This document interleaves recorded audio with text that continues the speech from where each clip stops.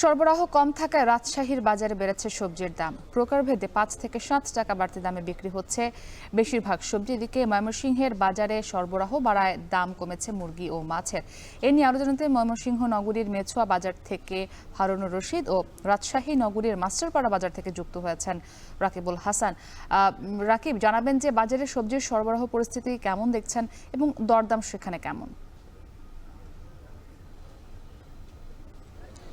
মুক্তি, আসলে কৃষি মৌসুমে রবি ১, খরিফ ১, ২ এবং রবি মৌসুম থাকে এবং এখন যেটি চলছে খরিফ মৌসুম, সেখানে কিন্তু প্রায় ১২,০০০ হেক্টরের জমিতে রাজশাহীতে সবজির আবাদ হয়েছে এবং সেটি ভরপুর সবজির অবস্থা রয়েছে।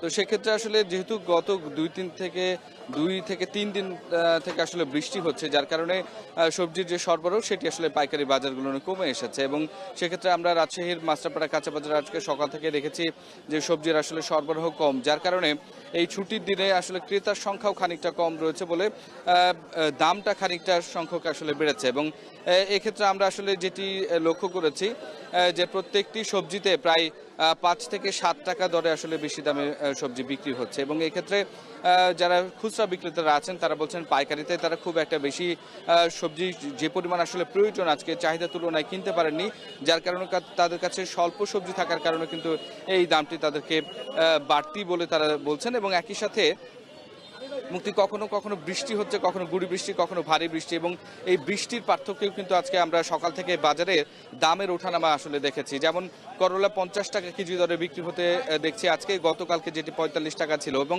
আজকের বাজারে ৫০ টাকা সকালে থাকলেও কিছুটা যখন আসলে বৃষ্টি থেমে যাচ্ছে তখন কিন্তু সেটা ৫৫ টাকা পর্যন্ত বিক্রি হতে দেখেছি। পটল বিক্রি হচ্ছে ২০ টাকা কেজি দরে, যেটি ১৮ টাকা কেজি দরে ছিল গতকালকে পর্যন্ত এবং ভিন্ডি যেটি ঢ্যাঁড়স সেটি বিক্রি হচ্ছে ২০ টাকা কেজি দরে এবং যেটি ১৮ টাকা কেজি দরেও বিক্রি হয়েছে গতকালকে।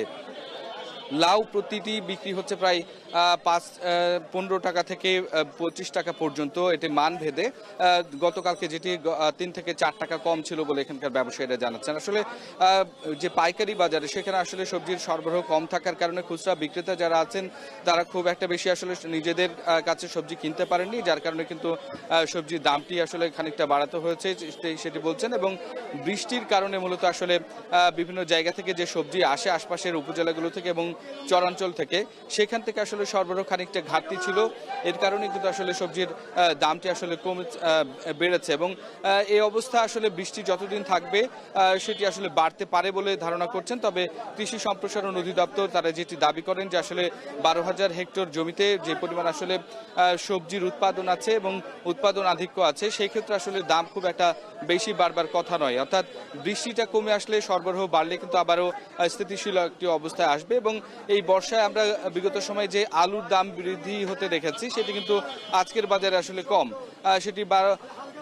আজকের বাজারে প্রায় ১৫ থেকে ২০ টাকা কেজি দরে আসলে মানভেদে আলু বিক্রি হচ্ছে। তো ছুটির দিনের বাজারে আসলে বৃষ্টি খানিকটা প্রভাব রেখেছে, তবে সাধারণতই এই সবজির বাজার স্বাভাবিক থাকবে বলেই ব্যবসায়ীরা বলছেন। তো মুক্তি, এই ছিল রাজশাহী থেকে আমার কাছে সর্বশেষ খবর।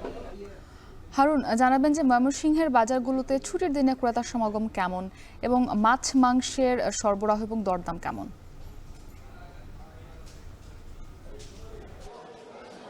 ময়মনসিংহের বাজারে বিশেষ করে শুক্রবার ছুটির দিনে কিন্তু প্রচুর ক্রেতার সমাগম ঘটে থাকে এবং ময়মনসিংহ নগরীর যে প্রধান বাজার মেছুয়া বাজার, এই বাজারে কিন্তু আমরা সকাল থেকেই দেখছি যে বরাবরের মতোই আজকেও ছুটির দিনে প্রচুর ক্রেতা এসেছেন এবং তারা কিন্তু তাদের বিশেষ করে সপ্তাহের যে কেনাকাটা সেই কেনাকাটা কিন্তু সম্পন্ন করছেন। এবং আমরা এখন যে জায়গাটিতে আছি এটি হচ্ছে মাছের বাজার, অর্থাৎ এখানকার যে মাছের বাজার রয়েছে সেই মাছের বাজারে আমরা এখন আছি এবং এখানে আমরা যেটি দেখতে পাচ্ছি যে এই প্রচুর মাছের সরবরাহ কিন্তু আজকে বাজারে রয়েছে এবং সরবরাহ বেশি থাকার কারণে কিন্তু দামেরও কিছুটা প্রভাব পড়েছে। অর্থাৎ গত এক সপ্তাহের তুলনায় কেজি প্রতি ৩০ থেকে ৫০ টাকা পর্যন্ত কিন্তু মাছের দাম কমেছে বলে আমরা মাছ ব্যবসায়ী এবং যারা ক্রেতা আছেন তাদের সাথে কথা বলে আমরা জানতে পেরেছি। এখানে এই বাজারে যে বড় ধরনের যে মাছগুলো রয়েছে, রুই, কাতল, মৃগেল, সেই মাছগুলো কিন্তু বিশেষ করে এখানে কাতল বিক্রি হচ্ছে ৫০০ টাকা কেজি, এখানে